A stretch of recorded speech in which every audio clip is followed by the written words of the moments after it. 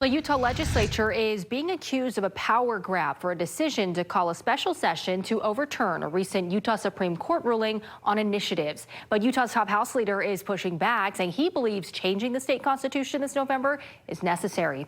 Here with more news specialist Lindsay Eretz. And Lindsay, what is the special session tomorrow all about? Well, Ashley, tomorrow lawmakers will vote on language to put it on the ballot in November to ask voters whether, when they create laws via initiatives, the legislature should have the power to change those. Now, Utah's top GOP lawmaker, the House Speaker, says that this change is necessary. They should have this ability, but others are pushing back and accusing them of a power grab.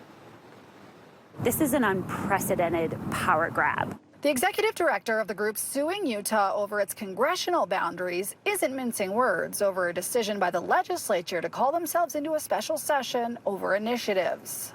To me, it feels like consolidating power, and it's deeply concerning. Utah's House Speaker is defending the move. It's not a power grab from the legislature. The voters get to make this decision. Tomorrow, lawmakers are likely to approve language on November's ballot asking voters, should the legislature get to change the laws that citizens make? Speaker Schultz argues that answer should be yes. The legislature has to have that ability to amend and make adjustments. The speaker argues initiating a new law, also called an initiative, if done incorrectly, could cost the state millions or make a major policy shift.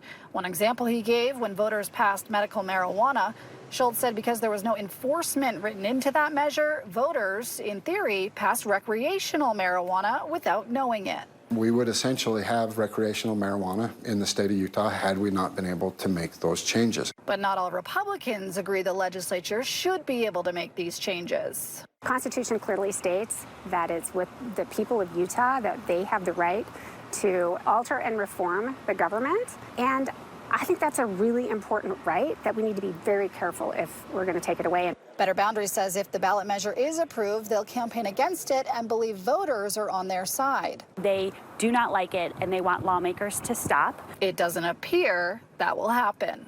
Those that are pushing back are scared of letting the voters make the decision. We want the voters to be able to make the decision.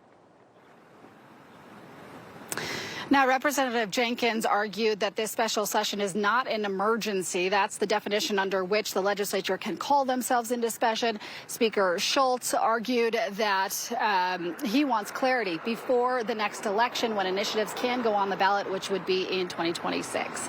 Reporting live at the state capitol, I'm Lindsay Eretz. I'll send it back to you. All right, we'll watch to see what happens tomorrow. Lindsay, thank you.